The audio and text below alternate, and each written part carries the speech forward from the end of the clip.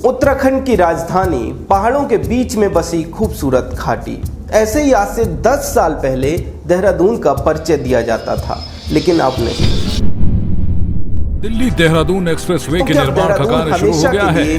बर्बाद होने वाला है और क्या पर्यावरण की एक बड़ी कीमत चुकाने के बाद ये एक्सप्रेसवे बन रहा है। उत्तराखंड में आप देखिए ना, सर्दियों में ग्लेशियर पिघल रहे हैं, देहरादून कभी अपनी हरियाली के लिए जाना जाता था, तो कहीं ना कहीं हमें प्रकृति संकेत दे रही है।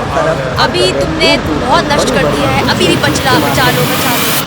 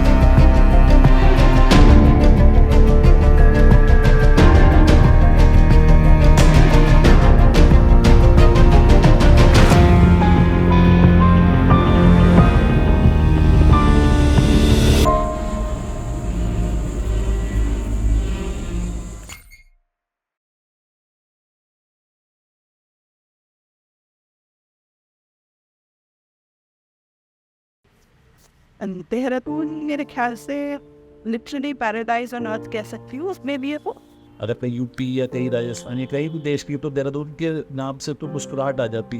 मतलब बहुत प्रदेश की सुंदरता, और मुझे लगता है तो हमारा तो बेस्ट शहर था हिंदुस्तान में, जिसको अब जो है हमारे जो लालच ने बर्बाद कर दिया।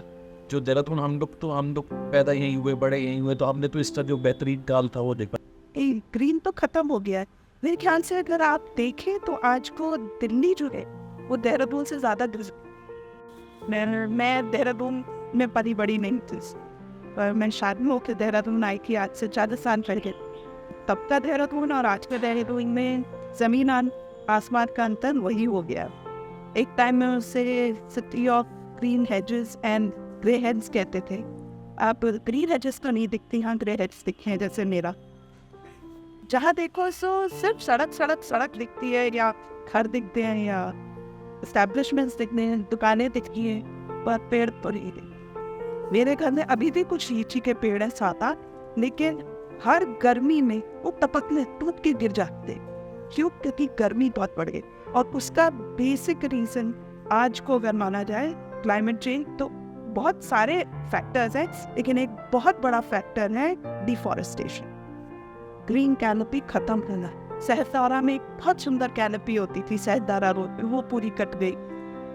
चक्राता रोड एकदम डिन्यूडेड है, एकदम जैसे कहते हैं नंगी सड़क। इस सोच के साथ कि सड़क को चौड़ी कर देना ही डेवलपमेंट है, ये जो हमारी एक मानसिकता है, ये बहुत खतरनाक है। जैसे कि हमें पता है कि हाईवे बनाने के लिए हमने 11,000 पेड़ काटे हैं, लेकिन ये ज़रूरी भी है कि हमें एक नया इंफ्रास्ट्रक्चर चाहिए। आई थिंक ये जो नया इंफ्रास्ट्रक्चर खड़ा हो रहा है ये काफ़ी हेल्पफुल है लोगों के लिए, क्योंकि इससे हमारा ट्रैवलिंग टाइम बहुत कम हो जाएगा और इकोनॉमिक में काफ़ी हेल्प करेगा ये हमें। सो फॉर डेवलपमेंट हम सबको चाहिए, डेवलपमेंट सबको चाहिए। मैं कहूँ मेरे को नहीं चाहिए तो वो भी गलत है। डेवलपमेंट सबको चाहिए, पर एक प्लान्ड डेवलपमेंट था, एक अनप्लान्ड डेवलपमेंट। हमारा बिल्कुल अनप्लान्ड है, सस्टेनेबल नहीं है। दिल्ली देहरादून एक्सप्रेसवे से हमें जो दिक्कत थी बेसिकली, तो पहले की एक प्रिस्टीन फॉरेस्ट के अंदर, एक प्रिस्टीन एरिया के अंदर इतने सारे पेड़ों का कटान कर देना, वो भी बिना किसी मतलब एक व्यापक सोच पे। जहाँ पर सिर्फ सोचा है वन में, तो आप और सिविल सोसाइटी से कोई कंसल्टेशन नहीं होती। जो जियोलॉजिस्ट हैं, जो एनवायरमेंटलिस्ट हैं, जो साइंटिस्ट हैं, उससे आप कोई बात नहीं करते। सिर्फ एक बिल्डिंग बिल्डर वाली मानसिकता लेके आप प्रोजेक्ट पे काम करती हो तो आप इससे बेहतर काम कर सकते हो। तो आप इंक्लूसिव सोचते हो। ये बॉन्ड वाली जो दिल्ली देहरादून एक्सप्रेस वे है, इसके जो व्यापक परिणाम थे पर्यावरण के ऊपर, उसके बदल एक जनहित याचिका दायर। पहला एक्शन तो हमारा था कि मैंने चाहिए अधिकारियों से पूछा से मिले और उनसे पूछने की कोशिश करी कि भाई आप क्या कर रहे हो, मतलब ये क्या वो है आपका, क्या योजना है इसमें करने की। फिर हमने कुछ RTIs डाली, उस पर हमने तथ्यों को निकाला कि कितने पेड़ कटेंगे। तो मतलब आपको जान के बड़ा अचंभा भी होगा कि सिर्फ इस हाईवे को बनाने के लिए अपने उत्तराखंड के स्ट्रेच पे, जो 3 किलोमीटर का स्ट्रेच उत्तराखंड के भाग में था, उसमें करीब 2,500 पेड़ काट दिए गए, साल के पेड़, जिसमें 1800 साल के पेड़ थे। जो यूपी वाला स्ट्रेच है उसमें 8,500 पेड़ काट दिए गए, टोटल 11,000 पेड़ तो यही हो गए। और उसके अलावा जो जहाँ से ये शुरू हो रही है सड़क, हापुड़ वाली जो साइड है जहाँ से ये सड़क शुरू होगी, वहाँ पे करीब 8,000 पेड़ काट दिए गए। तो हाईवे को बनाने के लिए 20,000 तो बेहतरीन पेड़ काट दिए। जो हापुड़ वाली साइड है वहाँ पे पीपल और इस टाइप के बरगद के बड़े बड़े पेड़ काटे गए, जामुन वगैरह भी थे इस टाइम। इसके बाद ये अपना ये हमारा जब अपने 11,000 पेड़ सिर्फ कहने के होते हैं, उसमें कई छोटे पेड़ होते जिनकी गिनती नहीं की जाती, तो वो कर दिया गया। तो ये बहुत डिवास्टेटिंग था, इसलिए हमें जो है इसमें मतलब ऐसा ये कोर्ट का रास्ता अख्तियार करना पड़ा। जब भी ये जो देहरादून हाईवे बन रहा है, सिर्फ पेड़ ही नहीं कटे, तो बहुत सारा पहाड़ का भी कटान हुआ है, बहुत सारे हिल कटी हुई, जिससे और ये पेड़ और पहाड़ कटान से यहाँ पे रहने वाले जो शेड्यूल 1 एनिमल्स हैं उसी पर बहुत प्रभाव पड़ा है। जैसे हमारे मंकीज हो गए, हाइनास हो गए, जैकॉल्स हो गए, हमारा जो तेंदुआ है, हाथी है, इन सब के हैबिटेट को हमने खराब कर दिया। और फिर जो है हमें कॉम्पनसेटरी एफोरेस्टेशन के नाम पे वो कहाँ जगह दे दी कि यहाँ पे कॉम्पनसेटरी एफोरेस्टेशन कर दिया जाएगा, पर अभी 3-4 साल बीत गए प्रोजेक्ट शुरू हुए, ऐसा कुछ भी वहाँ हो रहा है ऐसा अभी तक हमारे पे कोई न्यूज़ नहीं है। मतलब जो अभी इंफ्रास्ट्रक्चर बना हुआ है तो उसके हिसाब से तो आई थिंक उसमें सारे एक्सपर्ट्स लोग मौजूद हैं, तो उन्होंने अपना बेस्ट डिसीजन लिया होगा और जो पॉसिबल हुआ होगा उन्होंने वो पूरा किया होगा। तो आई थिंक ये सही हो रहा है। अभी हमने ये बात कई सालों से उठाई हुई कि मोड में जो जाम लगता है वो एक लोहा पुल पे लगता है, जो सिंगल लेन पुल। अगर दूसरा पुल बना दिया जाता तो इस प्रोजेक्ट की ज़रूरत ही नहीं थी, क्योंकि अभी एक साइड की ट्रैफिक को रुकना पड़ता है, एक साइड चलती है। प्रोजेक्ट पास होते ही जिसके नाम पे प्रोजेक्ट बना था कि जाम लगता है और ये लोहा ये सड़क छोटी है, सर्जरी जो भी है, प्रोजेक्ट पास होने के 2-4-6 महीने के अंदर एक दूसरा पुल बना दिया गया। जब दूसरा पुल बना ही दिया कि उससे समस्या सॉल्व होगी, तो इतने बड़े हज़ारों करोड़ के प्रोजेक्ट की क्या ज़रूरत। तो आप ये सोचिए कि जिस वजह से बनाया और जो आप सालों से बोलते रहे कि आप ये लोहा पुल एक और बना दो या जाम की समस्या खत्म हो जाएगी, उस पर प्रोजेक्ट पास होने के बाद सिर्फ अपनी फैसिलिटी के लिए बनाएंगे। अब हमारे बड़े बड़े वाहनों को जो हमारा सामान ढो के ला रही है, जो हमारा लोहा या जो हमारा सरिया या सीमेंट ढो के ला रहा है, वो अब वो जाम पे फंस रहे हैं, तो बड़ा टाइम का प्रोजेक्ट तो लॉस हो रहा है।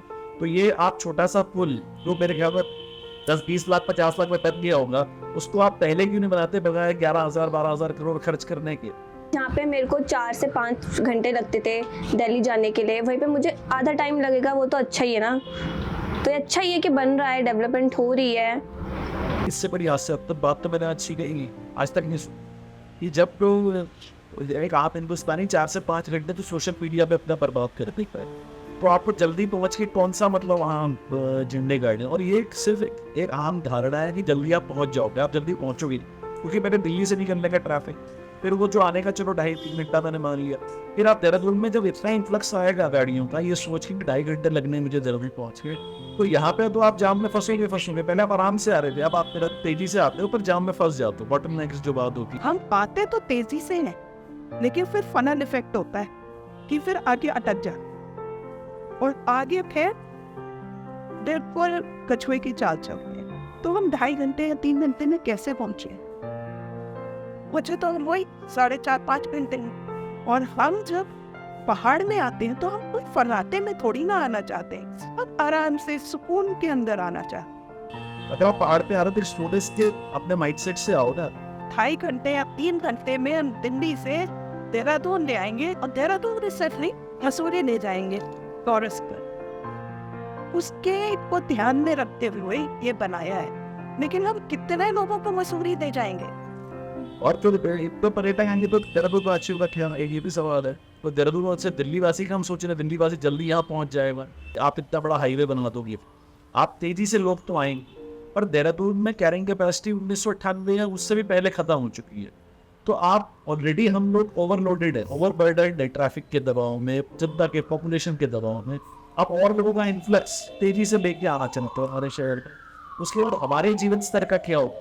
आप जो है देहरादून जो है आज विश्व में 31वें स्थान पर प्रदूषण के मामले विश्व की आपका शंच है, पर आप ये तो आंकड़ा लोग मतलब मानते ही नहीं, जानते तो है ही नहीं, मानते भी नहीं। पर आप क्या कर रहे हो कि आप और बहुत तेजी से बहुत सारे लोगों को ले आना चाहते हो और एक नैरेटिव दे दो कि 2.5 घंटे में आप देहरादून पहुंच जाओगे, जबकि ऐसा होता नहीं, क्योंकि आके आप बैठते बैठते आईएसबीटी में फंस जाओगे। इकोलॉजी है, आप उस इकोलॉजी को डिस्टर्ब कर रहे हो।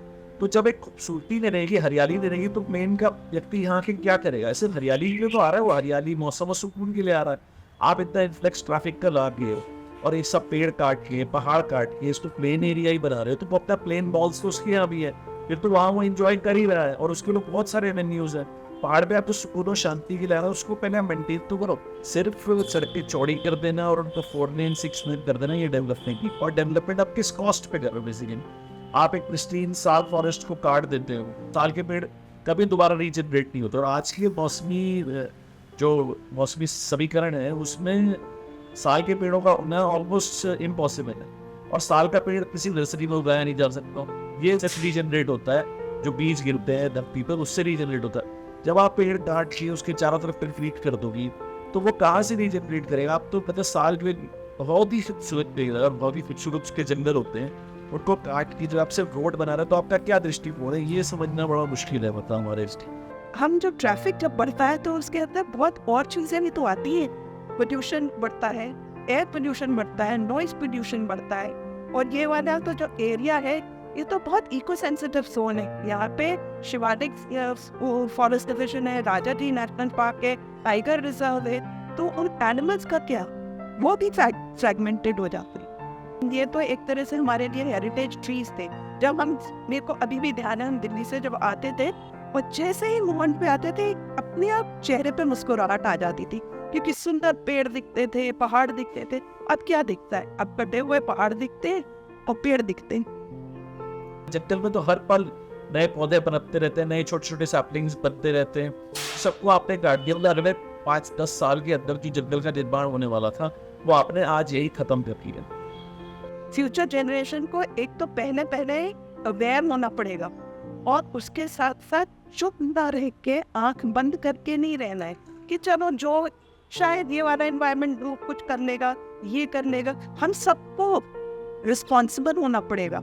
हम सबको ये खड़े होके कहना पड़ेगा नहीं, ये नहीं चाहिए। तभी शायद जो हमारा एडमिनिस्ट्रेशन है या हमारे गवर्नमेंट के ऑफिशियल्स हैं जो ये पॉलिसीज़ बनाते हैं या पॉलिसी मेकर्स हैं, वो भी शायद इस चीज़ के लिए ज़्यादा संजीदा होंगे कि नहीं, हमको कुछ और सोचना, हमको सस्टेनेबल इनिशिएटिव्स लेने पड़ेंगे। तो मेरा यही कहना है कि आप जो एक अंडर डेवलपमेंट को डेवलपमेंट होती है सोची समझी हुई ट्री, जिसमें हर चाहे पशु पक्षी कीट पतंगा उस सब एक साथ मिले और उनके बारे में, उनके जीवन के बारे में नहीं हम सोचे कि उनके जीवन पे क्या प्रतिकूल प्रभाव पड़ेगा इस तरह की डेवलपमेंट का। और डेवलपमेंट वो जहाँ क्वालिटी ऑफ लिविंग के बारे में हम सोच पाए।